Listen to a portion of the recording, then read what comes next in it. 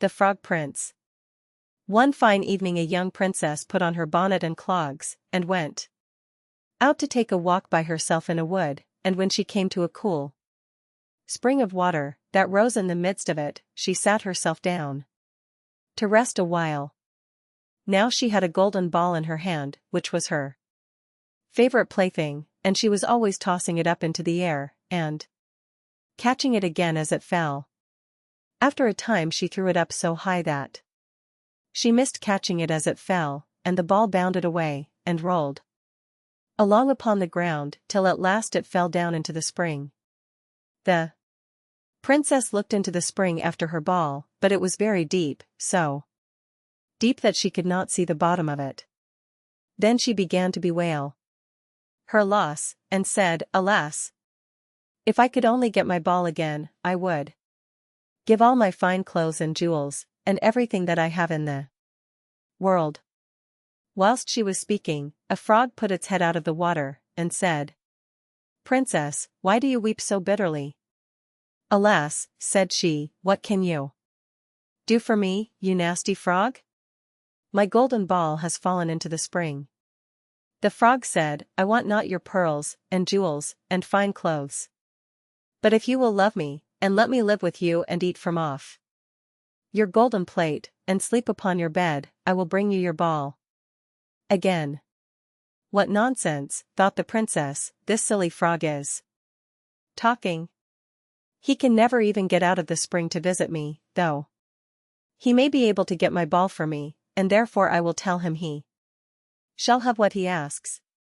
So she said to the frog, "Well, if you will bring me my ball, I will do all you ask." Then the frog put his head down, and dived deep under the water, and after a little while he came up again, with the ball in his mouth, and threw it on the edge of the spring. As soon as the young princess saw her ball, she ran to pick it up, and she was so overjoyed to have it in her hand again, that she never thought of the frog, but ran home with it as fast as she could. The frog called after her, "Stay, princess, and take me with you as you said," but she did not stop to hear a word. The next day, just as the princess had sat down to dinner, she heard a strange noise, tap, tap, plash, plash, as if something was coming up the marble staircase, and soon afterwards there was a gentle knock at the door, and a little voice cried out and said, "Open the door, my princess dear. Open the door to thy true love here. And mind the words that thou and I said by the fountain cool, in the greenwood shade." Then the princess ran to the door and opened it, and there she saw the frog, whom she had quite forgotten. At this sight she was sadly frightened, and shutting the door as fast as she could came back to her seat. The king, her father, seeing that something had frightened her, asked her what was the matter. "There is a nasty frog," said she, "at the door, that lifted my ball for me out of the spring this morning. I told him that he should live with me here, thinking that he could never get out of the spring, but there he is at the door, and he wants to come in." While she was speaking the frog knocked again at the door, and said, "Open the door, my princess dear. Open the door to thy true love here. And mind the words that thou and I said by the fountain cool, in the greenwood shade." Then the king said to the young princess, "As you have given your word, you must keep it, so go and let him in." She did so, and the frog hopped into the room, and then straight on, tap, tap, plash, plash, from the bottom of the room to the top, till he came up close to the table where the princess Saturday. "Pray lift me upon chair," said he to the princess, "and let me sit next to you." As soon as she had done this, the frog said, "Put your plate nearer to me, that I may eat out of it." This she did, and when he had eaten as much as he could, he said, "Now I am tired, carry me upstairs, and put me into your bed." And the princess, though very unwilling, took him up in her hand, and put him upon the pillow of her own bed, where he slept all night long. As soon as it was light he jumped up, hopped downstairs, and went out of the house. Now, then, thought the princess, at last he is gone, and I shall be troubled with him no more. But she was mistaken, for when night came again she heard the same tapping at the door, and the frog came once more, and said, "Open the door, my princess dear. Open the door to thy true love here. And mind the words that thou and I said, by the fountain cool, in the greenwood shade." And when the princess opened the door the frog came in, and slept upon her pillow as before, till the morning broke. And the third night he did the same.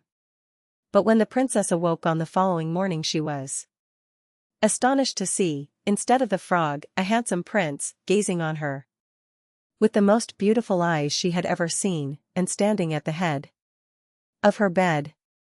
He told her that he had been enchanted by a spiteful fairy, who had changed him into a frog, and that he had been fated so to abide till some princess should take him out of the spring, and let him eat from her plate, and sleep upon her bed for 3 nights.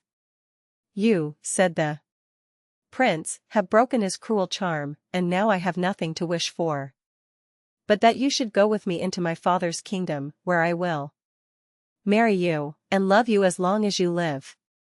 The young princess, you may be sure, was not long in saying yes to all this, and as they spoke a gay coach drove up, with 8 beautiful horses, decked with plumes of feathers and a golden harness, and behind the coach rode the prince's servant, faithful Heinrich, who had bewailed the misfortunes of his dear master during his enchantment so long and so bitterly, that his heart had well nigh burst. They then took leave of the king, and got into the coach with 8 horses, and all set out, full of joy and merriment, for the prince's kingdom, which they reached safely, and there they lived happily a great many years. Cat and Mouse in Partnership. A certain cat had made the acquaintance of a mouse, and had said so much to her about the great love and friendship she felt for her, that at length the mouse agreed that they should live and keep house together. "But we must make a provision for winter, or else we shall suffer from hunger," said the cat, "and you, little mouse, cannot venture everywhere, or you will be caught in a trap some day." The good advice was followed, and a pot of fat was bought, but they did not know where to put it. At length, after much consideration, the cat said, "I know no place where it will be better stored up than in the church, for no one dares take anything away from there. We will set it beneath the altar, and not touch it until we are really in need of it." So the pot was placed in safety, but it was not long before the cat had a great yearning for it, and said to the mouse, "I want to tell you something. Little mouse, my cousin has brought a little son into the world, and has asked me to be godmother. He is white with brown spots, and I am to hold him over the font at the christening. Let me go out today, and you look after the house by yourself." "Yes, yes," answered the mouse, "by all means go, and if you get anything very good to eat, think of me. I should like a drop of sweet red christening wine myself." All this, however, was untrue. The cat had no cousin, and had not been asked to be godmother. She went straight to the church, stole to the pot of fat, began to lick at it, and licked the top of the fat off.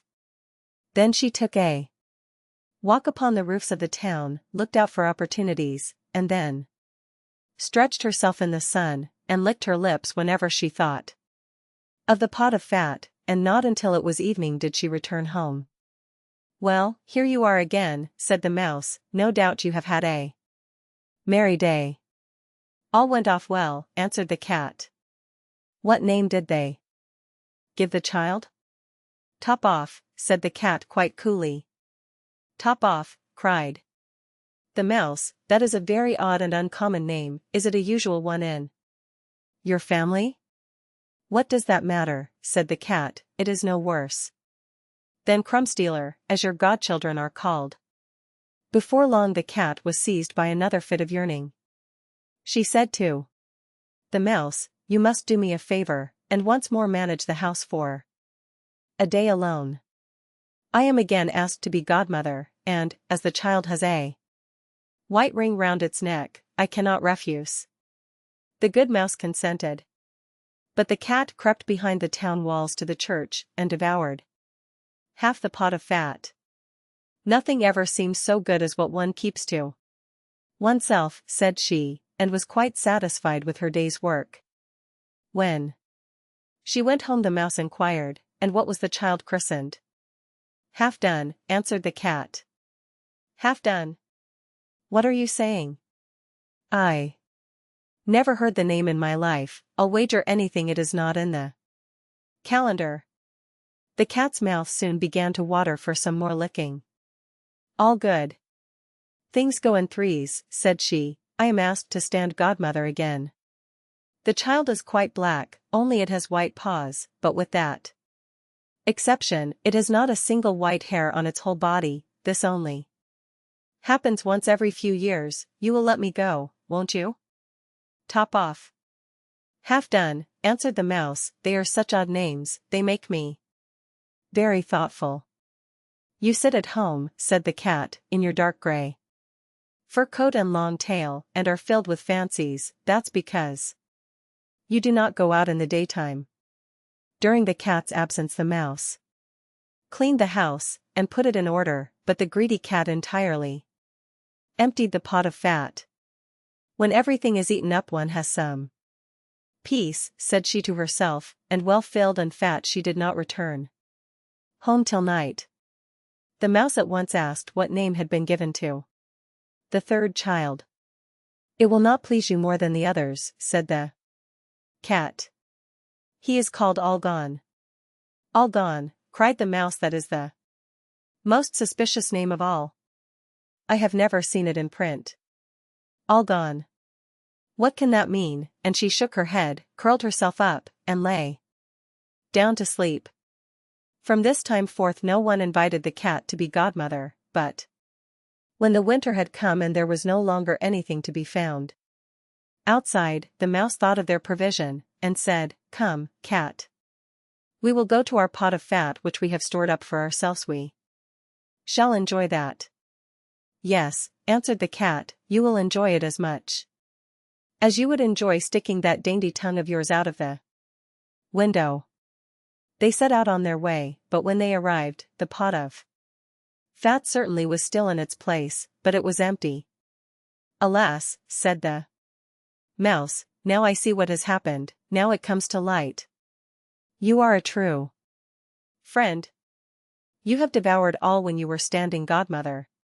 First top off, then half done, then will you hold your tongue?" cried the cat. "One word more, and I will eat you too."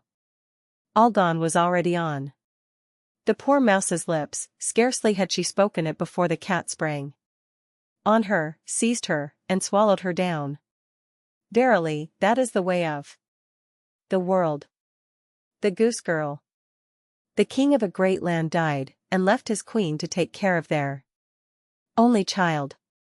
This child was a daughter, who was very beautiful, and her mother loved her dearly, and was very kind to her.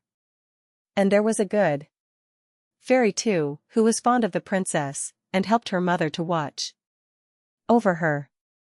When she grew up, she was betrothed to a prince who lived a great way off, and as the time drew near for her to be married, she got ready to set off on her journey to his country.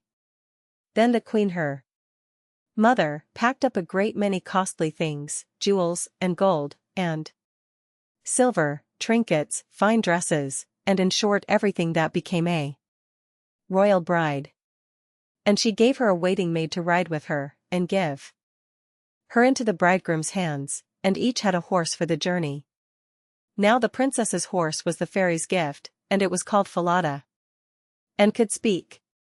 When the time came for them to set out, the fairy went into her bedchamber, and took a little knife, and cut off a lock of her hair, and gave it to the princess, and said, "Take care of it, dear child, for it is a charm that may be of use to you on the road." Then they all took a sorrowful leave of the princess, and she put the lock of hair into her bosom, got upon her horse, and set off on her journey to her Bridegroom's Kingdom. One day, as they were riding along by a brook, the princess began to feel very thirsty, and she said to her maid, "Pray get down, and fetch me some water in my golden cup out of yonder brook, for I want to drink." "Nay," said the maid, "if you are thirsty, get off yourself, and stoop down by the water and drink. I shall not be your waiting maid any longer." Then she was so thirsty that she got down, and knelt over the little brook, and drank, for she was frightened, and dared not bring out her golden cup, and she wept and said, "Alas! What will become of me?" And the lock answered her, and said, "Alas! Alas! If thy mother knew it, sadly, sadly, would she rue it." But the princess was very gentle and meek, so she said nothing to her maid's ill behavior, but got upon her horse again. Then all rode farther on their journey, till the day grew so warm, and the sun so scorching, that the bride began to feel very thirsty again. And at last, when they came to a river, she forgot her maid's rude speech, and said, "Pray get down, and fetch me some water to drink in my golden cup." But the maid answered her, and even spoke more haughtily than before, "Drink if you will, but I shall not be your waiting maid."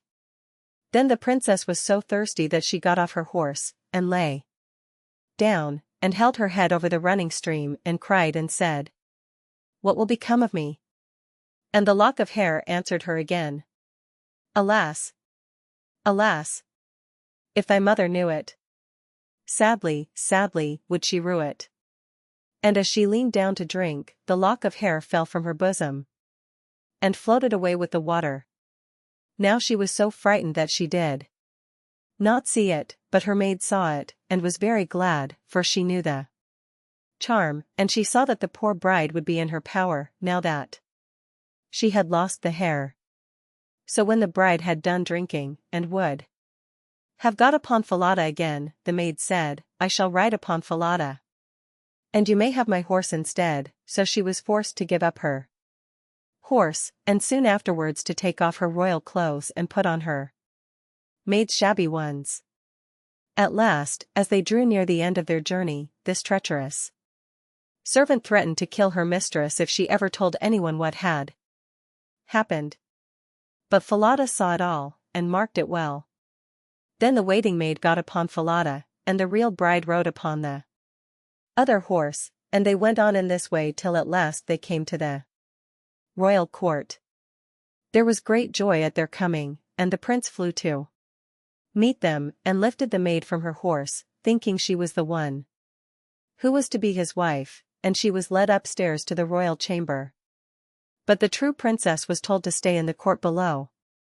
Now the old king happened just then to have nothing else to do, so he amused himself by sitting at his kitchen window, looking at what was going on, and he saw her in the courtyard. As she looked very pretty and too delicate for a waiting maid, he went up into the royal chamber to ask the bride who it was she had brought with her, that was thus left standing in the court below. "I brought her with me for the sake of her company on the road," said she. "Pray give the girl some work to do, that she may not be idle." The old king could not for some time think of any work for her to do, but at last he said, "I have a lad who takes care of my geese, she may go and help him." Now the name of this lad that the real bride was to help in watching the king's geese was Curdken. But the false bride said to the prince, "Dear husband, pray do me one piece of kindness." "That I will," said the prince. "Then tell one of your slaughterers to cut off the head of the horse I rode upon, for it was very unruly, and plagued me sadly on the road." But the truth was, she was very much afraid lest Falada should some day or other speak, and tell all she had done to the princess. She carried her point, and the faithful Falada was killed. But when the true princess heard of it, she wept, and begged the man to nail up Falada's head against a large, dark gate of the city, through which she had to pass every morning and evening, that there she might still see him sometimes. Then the Slaughterer said he would do as she wished, and cut off the head, and nailed it up under the dark gate. Early the next morning, as she and Curdken went out through the gate, she said sorrowfully, Falada, Falada, there thou hangest. And the head answered, Bride, bride, there thou gangest. Alas! Alas! If thy mother knew it, sadly, sadly, would she rue it. Then they went out of the city, and drove the geese on. And when she came to the meadow, she sat down upon a bank there, and let down her waving locks of hair, which were all of pure silver, and when Curdken saw it glitter in the sun, he ran up, and would have pulled some of the locks out, but she cried, Blow, breezes, blow. Let Curdken's hat go. Blow, breezes, blow. Let him after it go. O'er hills, dales, and rocks, away be it whirled, till the silvery locks are all combed and curled.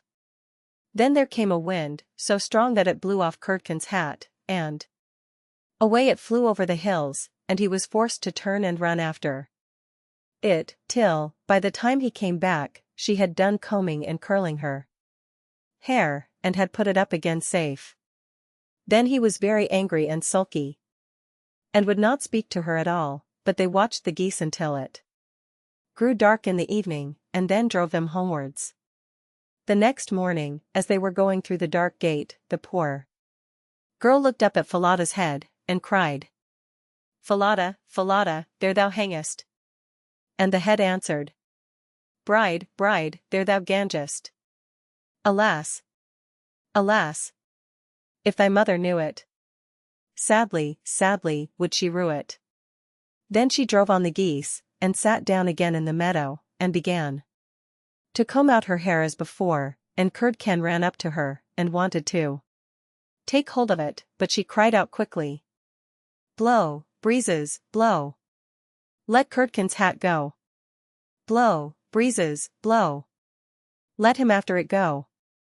O'er hills, dales, and rocks, away be it whirled, till the silvery locks are all combed and curled.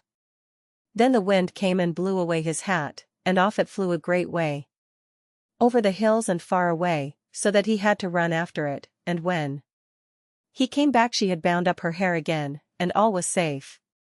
So they watched the geese till it grew dark. In the evening, after they came home, Curdken went to the old king, and said, I cannot have that strange girl to help me to keep the geese any longer. Why, said the king. Because, instead of doing any good, she does nothing but tease me all day long. Then the king made him tell him what had happened. And Curdken said, When we go in the morning through the dark gate with our flock of geese, she cries, and talks with the head of a horse that hangs upon the wall, and says, Falada, Falada, there thou hangest. And the head answers, Bride, bride, there thou gangest. Alas! Alas! If thy mother knew it, sadly, sadly, would she rue it. And Curdken went on telling the king what had happened upon the meadow where the geese fed, how his hat was blown away, and how he was forced to run after it, and to leave his flock of geese to themselves. But the old king told the boy to go out again the next day, and when morning came, he placed himself behind the dark gate, and heard how she spoke to Falada, and how Falada answered. Then he went into the field, and hid himself in a bush by the meadow's side, and he soon saw with his own eyes how they drove the flock of geese, and how, after a little time, she let down her hair that glittered in the sun. And then he heard her say, Blow, breezes, blow. Let Curdken's hat go. Blow, breezes, blow. Let him after it go. O'er hills, dales, and rocks, away be it whirled, till the silvery locks are all combed and curled. And soon came a gale of wind, and carried away Curdken's hat, and away went Curdken after it, while the girl went on combing and curling her hair. All this the old king saw, so he went home without being seen, and when the little goose girl came back in the evening he called her aside and asked her why she did so, but she burst into tears, and said that I must not tell you or any man, or I shall lose my life. But the old king begged so hard that she had no peace till she had told him all the tale, from beginning to end, word for word. And it was very lucky for her that she did so, for when she had done the king ordered royal clothes to be put upon her, and gazed on her with wonder. She was so beautiful. Then he called his son and told him that he had only a false bride, for that she was merely a waiting maid, while the true bride stood by. And the young king rejoiced when he saw her beauty, and heard how meek and patient she had been, and without saying anything to the false bride, the king ordered a great feast to be got ready for all his court. The bridegroom sat at the top, with the false princess on one side, and the true one on the other, but nobody knew her again, for her beauty was quite dazzling to their eyes, and she did not seem at all like the little goose girl, now that she had her brilliant dress on. When they had eaten and drank, and were very merry, the old king said he would tell them a tale. So he began, and told all the story of the princess, as if it was one that he had once heard, and he asked the true waiting maid what she thought ought to be done to anyone who would behave thus. Nothing better, said this false bride, than that she should be thrown into a cask stuck round with sharp nails, and that 2 white horses should be put to it, and should drag it from street to street till she was dead. Thou art she, said the old king, and as thou hast judged thyself, so shall it be done to thee. And the young king was then married to his true wife, and they reigned over the kingdom in peace and happiness all their lives, and the good fairy came to see them, and restored the faithful Falada to life again. The Adventures of Chanticleer and Partlet. 1. How they went to the mountains to eat nuts. The nuts are quite ripe now, said Chanticleer to his wife Partlet. Suppose we go together to the mountains, and eat as many as we can, before the squirrel takes them all away. With all my heart, said Partlet, let us go and make a holiday of it together. So they went to the mountains, and as it was a lovely day, they stayed there till the evening. Now, whether it was that they had eaten so many nuts that they could not walk, or whether they were lazy and would not, I do not know. However, they took it into their heads that it did not become them to go home on foot. So Chanticleer began to build a little carriage of nutshells, and when it was finished, Partlet jumped into it and sat down, and bid Chanticleer harness himself to it and draw her home. That's a good joke, said Chanticleer. No, that will never do. I had rather by half walk home. I'll sit on the box and be coachman, if you like, but I'll not draw. While this was passing, a duck came quacking up and cried out, You thieving vagabonds, what business have you in my grounds? I'll give it you well for your insolence. And upon that she fell upon Chanticleer most lustily.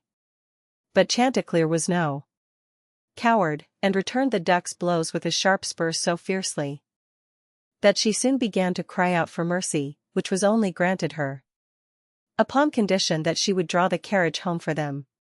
This she agreed to do, and Chanticleer got upon the box, and drove, crying, Now, duck, get on as fast as you can. And away they went at a pretty good pace. After they had travelled along a little way, they met a needle and a pin walking together along the road, and the needle cried out, Stop, stop, and said it was so dark that they could hardly find their way, and such dirty walking they could not get on at all. He told them that he and his friend, the pin, had been at a public house a few miles off, and had sat drinking till they had forgotten how late it was. He begged therefore that the travellers would be so kind as to give them a lift in their carriage. Chanticleer, observing that they were but thin fellows, and not likely to take up much room, told them they might ride, but made them Promise not to dirty the wheels of the carriage in getting in, nor to tread on Partlet's toes. Late at night they arrived at an inn, and as it was bad traveling in the dark, and the duck seemed much tired, and waddled about a good deal from one side to the other, they made up their minds to fix their quarters there, but the landlord at first was unwilling, and said his house was full, thinking they might not be very respectable company. However, they spoke civilly to him, and gave him the egg which Partlet had laid by the way, and said they would give him the duck, who was in the habit of laying one every day, so at last he let them come in, and they bespoke a handsome supper, and spent the evening very jollily. Early in the morning, before it was quite light, and when nobody was stirring in the inn, Chanticleer awakened his wife, and, fetching the egg, they pecked a hole in it, ate it up, and threw the shells into the fireplace. They then went to the pin and needle, who were fast asleep, and seizing them by the heads, stuck one into the landlord's easy chair, and the other into his handkerchief, and, having done this, they crept away as softly as possible. However, the duck, who slept in the open air in the yard, heard them coming, and jumping into the brook which ran close by the inn, soon swam out of their reach. An hour or two afterwards the landlord got up, and took his handkerchief to wipe his face, but the pin ran into him and pricked him. Then he walked into the kitchen to light his pipe at the fire, but when he stirred it up the eggshells flew into his eyes, and almost blinded him. "Bless me," said he, "all the world seems to have a design against my head this morning," and so saying, he threw himself sulkily into his easy chair, but, oh dear! The needle ran into him, and this time the pain was not in his head. He now flew into a very great passion, and, suspecting the company who had come in the night before, he went to look after them, but they were all off, so he swore that he never again would take in such a troop of vagabonds, who ate a great deal, paid no reckoning, and gave him nothing for his trouble but their apish tricks. 2. How Chanticleer and Partlet went to visit Mr. Korbes. Another day, Chanticleer and Partlet wished to ride out together. So Chanticleer built a handsome carriage with 4 red wheels, and harnessed 6 mice to it, and then he and Partlet got into the carriage, and away they drove. Soon afterwards a cat met them, and said, "Where are you going?" And Chanticleer replied, "All on our way. A visit to pay to Mr. Korbes, the fox, today." Then the cat said, "Take me with you." Chanticleer said, "With all my heart. Get up behind, and be sure you do not fall off. Take care of this handsome coach of mine, nor dirty my pretty red wheels so fine. Now, mice, be ready, and, wheels, run steady, for we are going a visit to pay to Mr. Korbes, the fox, today." Soon after came up a millstone, an egg, a duck, and a pin, and Chanticleer gave them all leave to get into the carriage and go with them.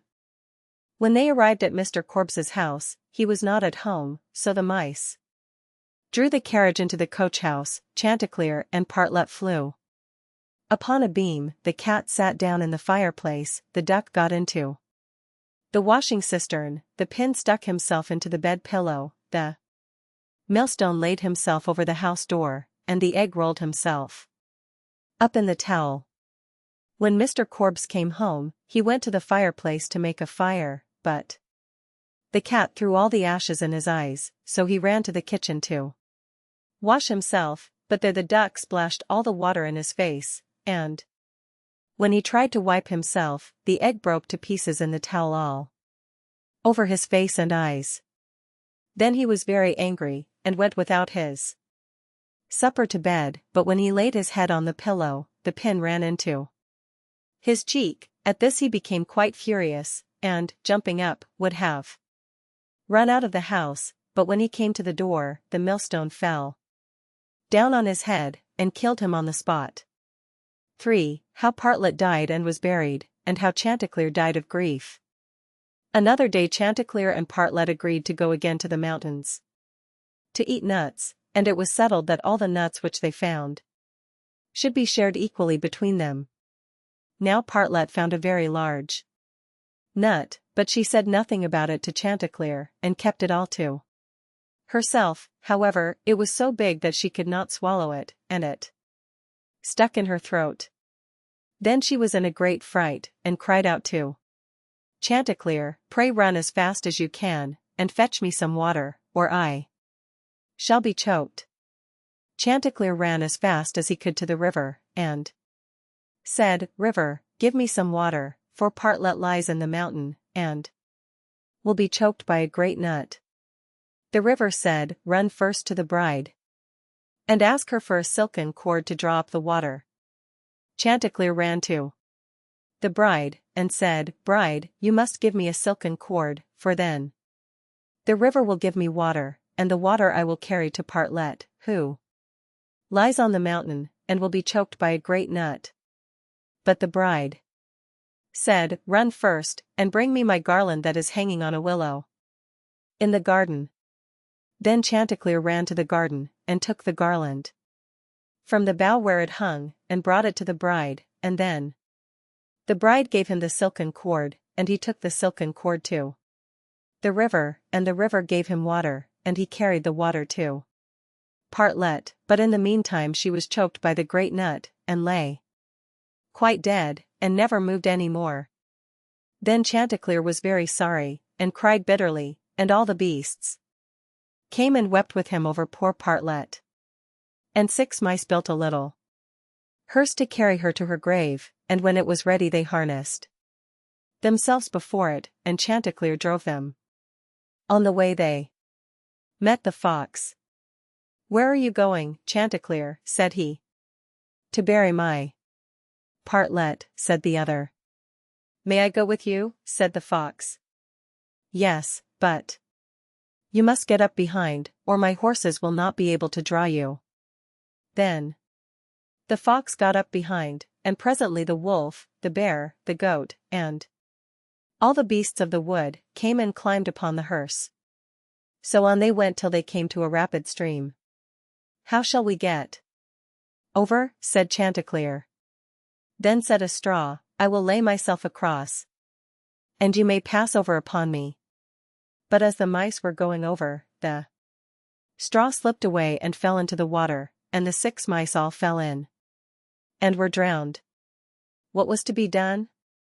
Then a large log of wood came and said, "I am big enough, I will lay myself across the stream, and you shall pass over upon me." So he laid himself down, but they managed so clumsily that the log of wood fell in and was carried away by the stream. Then a stone, who saw what had happened, came up and kindly offered to help poor Chanticleer by laying himself across the stream. And this time he got safely to the other side with the hearse, and managed to get Partlet out of it, but the fox and the other mourners, who were sitting behind, were too heavy, and fell back into the water, and were all carried away by the stream and drowned. Thus Chanticleer was left alone with his dead Partlet, and having dug a grave for her, he laid her in it, and made a little hillock over her. Then he sat down by the grave, and wept and mourned, till at last he died too, and so all were dead. Rapunzel. There were once a man and a woman who had long in vain wished for a child. At length the woman hoped that God was about to grant her desire. These people had a little window at the back of their house from which a splendid garden could be seen, which was full of the most beautiful flowers and herbs. It was, however, surrounded by a high wall, and no one dared to go into it because it belonged to an enchantress, who had great power and was dreaded by all the world.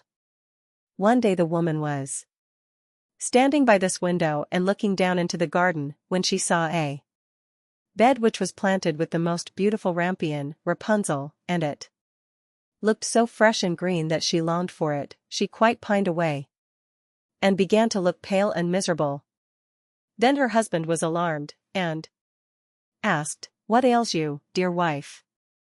"Ah," she replied, "if I can't eat Some of the rampion, which is in the garden behind our house, I shall die. The man, who loved her, thought, sooner than let your wife die. Bring her some of the rampion yourself, let it cost what it will. At twilight, he clambered down over the wall into the garden of the enchantress, hastily clutched a handful of rampion, and took it to his wife. She at once made herself a salad of it, and ate it greedily. It tasted so good to her, so very good, that the next day she longed for it 3 times as much as before. If he was to have any rest, her husband must once more descend into the garden in the gloom of evening. Therefore, he let himself down again, but when he had clambered down the wall he was terribly afraid, for he saw the enchantress standing before him. "How can you dare," said she with angry look, "descend into my garden and steal my rampion like a thief? You shall suffer for it." "Ah," answered he, "let mercy take the place of justice, I only made up my mind to do it out of necessity. My wife saw your rampion from the window, and felt such a longing for it that she would have died if she had not got some to eat." Then the enchantress allowed her anger to be softened, and said to him, "If the case be as you say, I will allow you to take away with you as much rampion as you will, only I make one condition: you must give me the child which your wife will bring into the world. It shall be well treated, and I will care for it like a mother." The man in his terror consented to everything, and when the woman was brought to bed, the enchantress appeared at once, gave the child the name of Rapunzel, and took it away with her. Rapunzel grew into the most beautiful child under the sun. When she was 12 years old, the enchantress shut her into a tower, which lay in a forest, and had neither stairs nor door, but quite at the top was a little window. When the enchantress wanted to go in, she placed herself beneath it and cried, "Rapunzel, Rapunzel, let down your hair to me." Rapunzel had magnificent long hair, fine as spun gold, and when she heard the voice of the enchantress she unfastened her braided tresses, wound them round one of the hooks of the window above, and then the hair fell 20 ells down, and the enchantress climbed up by it. After a year or 2, it came to pass that the king's son rode through the forest and passed by the tower. Then he heard a song, which was so charming that he stood still and listened. This was Rapunzel, who in her solitude passed her time in letting her sweet voice resound. The king's son wanted to climb up to her, and looked for the door of the tower, but none was to be found. He rode home, but the singing had so deeply touched his heart, that every day he went out into the forest and listened to it. Once when he was thus standing behind a tree, he saw that an enchantress came there, and he heard how she cried, "Rapunzel, Rapunzel, let down your hair to me."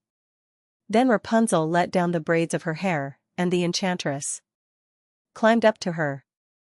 "If that is the ladder by which one mounts, I too will try my fortune," said he, and the next day when it began to grow dark, he went to the tower and cried, "Rapunzel, Rapunzel, let down your hair to me." Immediately the hair fell down and the king's son climbed up. At first Rapunzel was terribly frightened when a man, such as her eyes had never yet beheld, came to her, but the king's son began to talk to her quite like a friend, and told her that his heart had been so stirred that it had let him have no rest, and he had been forced to see her. Then Rapunzel lost her fear, and when he asked her if she would take him for her husband, and she saw that he was young and handsome, she thought, "He will love me more than old Dame Gothel does," and she said, "Yes," and laid her hand in his. She said, "I will willingly go away with you, but I do not know how to get down. Bring with you a skein of silk every time that you come, and I will weave a ladder with it, and when that is ready I will descend, and you will take me on your horse." They agreed that until that time he should come to her every evening, for the old woman came by day. The enchantress remarked nothing of this, until once Rapunzel said to her, "Tell me, Dame Gothel, how it happens that you are so much heavier for me to draw up than the young king's son. He is with me in a moment." "Ah! You wicked child," cried the enchantress. "What do I hear you say? I thought I had separated you from all the world, and yet you have deceived me." In her anger she clutched Rapunzel's beautiful tresses, wrapped them twice round her left hand, seized a pair of scissors with the right, and snip, snap, they were cut off, and the lovely braids lay on the ground. And she was so pitiless that she took poor Rapunzel into a desert where she had to live in great grief and misery. On the same day that she cast out Rapunzel, however, the enchantress fastened the braids of hair, which she had cut off, to the hook of the window, and when the king's son came in cried, "Rapunzel, Rapunzel, let down your hair to me." She let the hair down. The king's son ascended, but instead of finding his dearest Rapunzel, he found the enchantress, who gazed at him with wicked and venomous looks. "Aha," she cried mockingly, "you would fetch your dearest, but the beautiful bird sits no longer singing in the nest. The cat has got it, and will scratch out your eyes as well. Rapunzel is lost to you, you will never see her again." The king's son was beside himself with pain, and in his despair he leapt down from the tower. He escaped with his life, but the thorns into which he fell pierced his eyes. Then he wandered quite blind about the forest, ate nothing but roots and berries, and did not but lament and weep over the loss of his dearest wife. Thus he roamed about in misery for some years, and at length came to the desert where Rapunzel, with the twins to which she had given birth, a boy and a girl, lived in wretchedness. He heard a voice, and it seemed so familiar to him that he went towards it, and when he approached, Rapunzel knew him and fell on his neck and wept. 2 of her tears wetted his eyes, and they grew clear again, and he could see with them as before. He led her to his kingdom where he was joyfully received, and they lived for a long time afterwards, happy and contented. Fundevogel. There was once a forester who went into the forest to hunt, and as he entered it he heard a sound of screaming as if a little child were there. He followed the sound, and at last came to a high tree, and at the top of this a little child was sitting, for the mother had fallen asleep under the tree with the child, and a bird of prey had seen it in her arms, had flown down, snatched it away, and set it on the high tree. The forester climbed up, brought the child down, and thought to himself, "You will take him home with you, and bring him up with your Lena." He took it home, therefore, and the two children grew up together. And the one, which he had found on a tree, was called Fundevogel, because a bird had carried it away. Fundevogel and Lena loved each other so dearly that when they did not see each other they were sad. Now the forester had an old cook, who one evening took 2 pails and began to fetch water, and did not go once only, but many times, out to the spring. Lena saw this and said, "Listen, old Sana, why are you fetching so much water? If you will never repeat it to anyone, I will tell you why." So Lena said, no, she would never repeat it to anyone. And then the cook said, "Early tomorrow morning, when the forester is out hunting, I will heat the water, and when it is boiling in the kettle, I will throw in Fundevogel, and will boil him in it." Early next morning the forester got up and went out hunting, and when he was gone the children were still in bed. Then Lena said to Fundevogel, "If you will never leave me, I too will never leave you." Fundevogel said, "Neither now, nor ever will I leave you." Then said Lena, "Then will I tell you. Last night, old Sana carried so many buckets of water into the house that I asked her why she was doing that, and she said that if I would promise not to tell anyone, and she said that early tomorrow morning when father was out hunting, she would set the kettle full of water, throw you into it and boil you, but we will get up quickly, dress ourselves, and go away together. The two children therefore got up, dressed themselves quickly, and went away. When the water in the kettle was boiling, the cook went into the bedroom to fetch Fundevogel and throw him into it. But when she came in and went to the beds, both the children were gone. Then she was terribly alarmed, and she said to herself, "What shall I say now when the forester comes home and sees that the children are gone? They must be followed instantly to get them back again." Then the cook sent 3 servants after them, who were to run and overtake the children. The children, however, were sitting outside the forest, and when they saw from afar the 3 servants running, Lena said to Fundevogel, "Never leave me, and I will never leave you." Fundevogel said, "Neither now, nor ever." Then said Lena, "Do you become a rose tree, and I the rose upon it."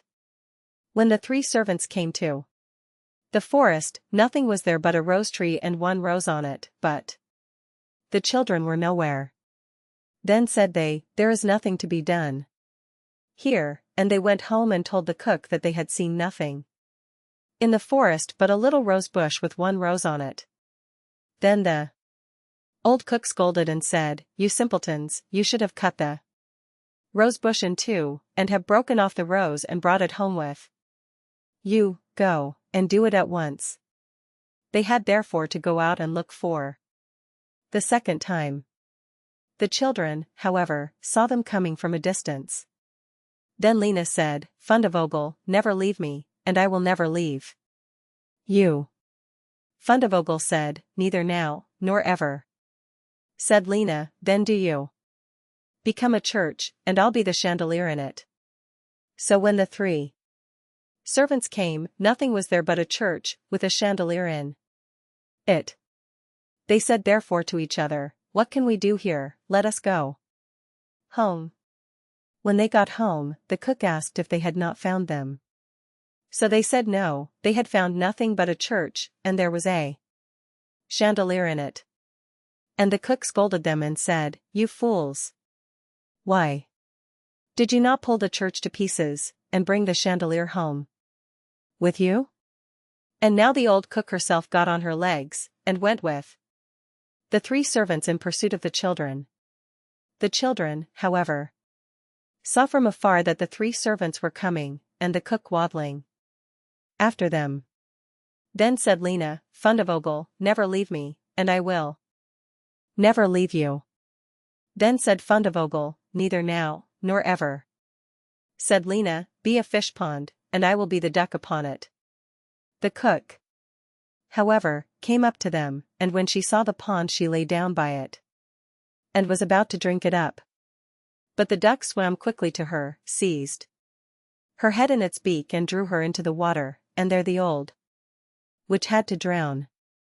Then the children went home together, and were heartily delighted, and if they have not died, they are living still.